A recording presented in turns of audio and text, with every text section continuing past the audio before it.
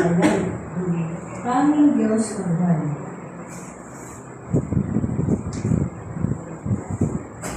Ang kwento ng mission ngayon ay tungkol sa isang lalaki sa Thailand na ang buhay ay naantig ng 2 Sabbath na nalikong ng 27 taon ang pagitan.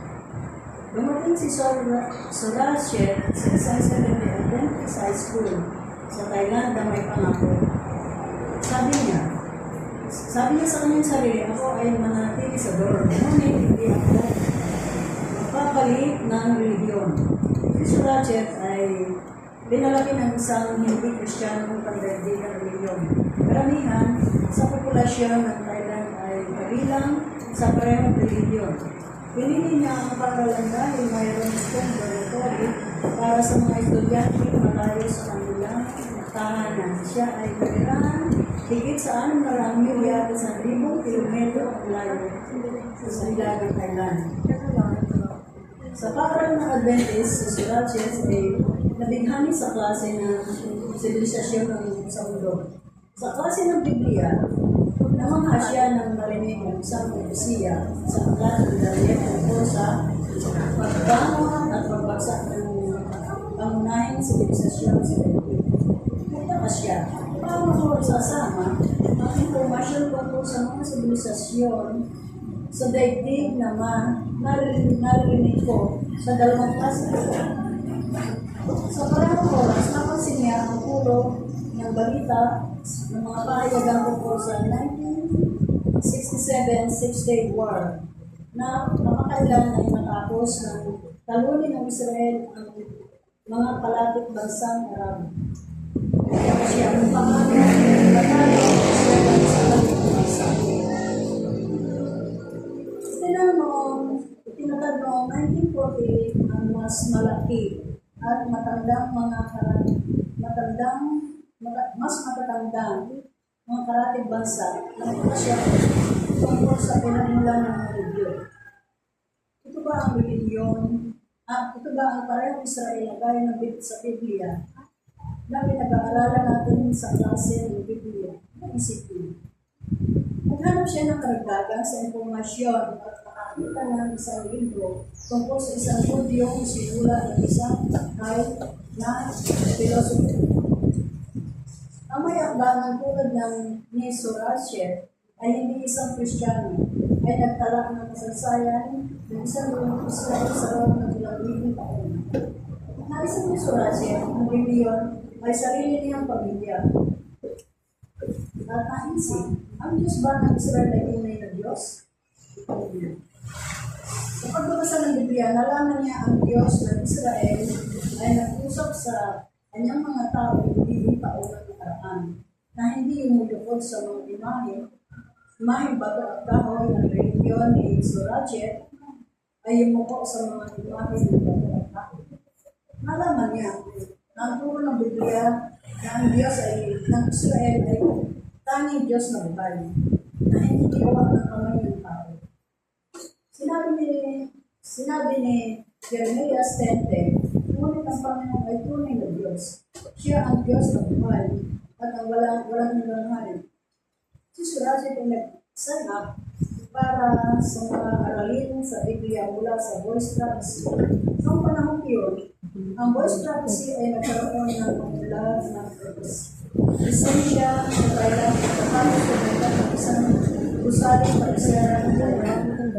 Ang bangkong nagulong sa tulong ng 30 sa Malay sa unang bahagi ng 1961, matapos si Sorachet ay aral ang mga pag-aaral sa Biblia sa loob niya sa religiyon. Kasi siya ay bigay ng kanyang puso sa tunay na buhay ng Diyos.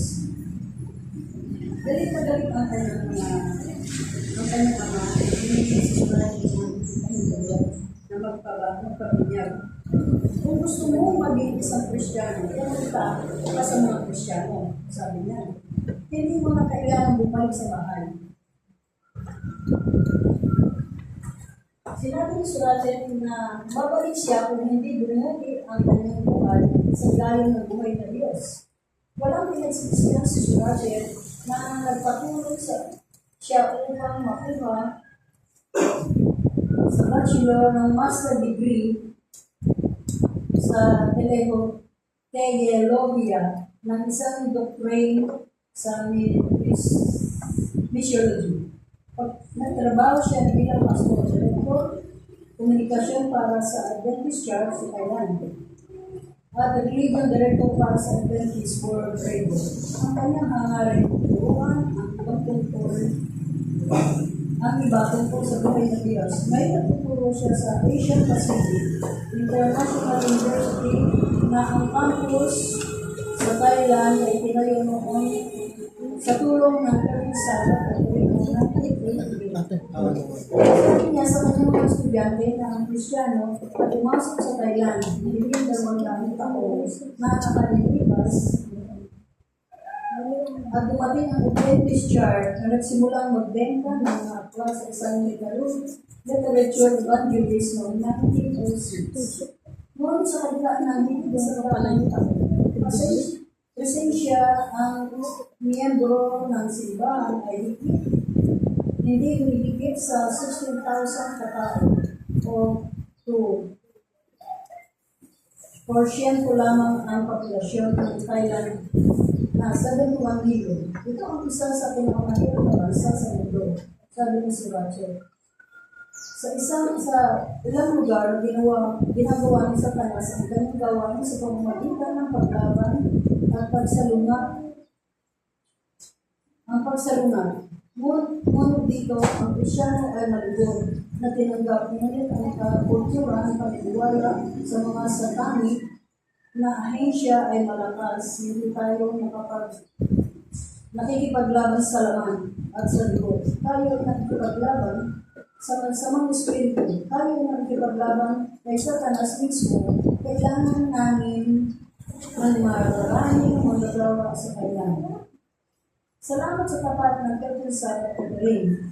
Nagkaroon ng malaking epekto sa buhay ng mga tao tulad ni Surache Pinson, ang Asian Pacific International University kung saan si Surache ay nagturo at pagbigay ng Kristyanong edukasyon sa libong-libong mga mag-aaral mula noong 1988. Ang 13 Sabbath ay tumutulong sa pagpatayo ng campus.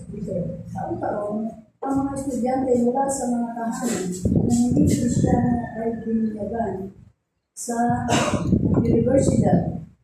Ang gusali ng Voice Prophecy ay binuksan sa Bangkok sa tulong ng 1961 na 13th Sabbath offer at giniba na ng offer 13th Sabbath ay giniba na. Ngunit ang ibang mga gusali ng simbahan ay pumalit at ang influensya nito ay patuloy na umalingaw sa buhay ni Surache at sa iba pa.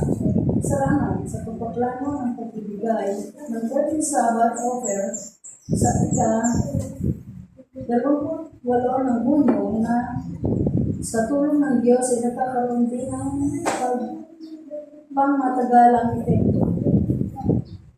Nga po mga kapatid, si Surache po ay nagdadasin siya ng pagsubok. So, parang siya tanong sa buhay ko,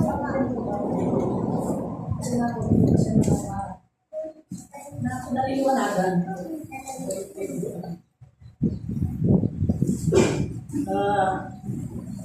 Sabi natin dito, ang pangako niya sa sarili niya, hindi niya siya magbabago na rin. Kaya sa akin, kasi kahit na alam sa buhay ko. Sumakit sa buhay ko naman, hindi talaga ako magbabago, mamatay ko na ko sa akin ko. So, ito sabi ko sa akin, pero hindi ko sa akin, na kailangan kita ang mahibigan sa kasi hindi nga po tayo nagpaglaban sa kakuha natin sa demonyo. Diba? Ito sana ating paggilan. Mahirap lang, pero hindi ka po tayo. Muna sa akin, maraming pasubok din talaga, hindi lang tayo sa inyo. Sa akin. Naninigat mo, kapagaman ay kailangan, pero kakain pa rin. Gamitin ko sa Surache, sinabi niya sa boyfriend, ayaw ng tatay niya, pero naninigat siya na Sundin nung nasa loob niya na sundin ang buhay na Panginoon o buhay ng Diyos. So, ang ganda na lang po tayo ang kwento. So, dahil sa atin ay manatiling na tayo ang Panginoon.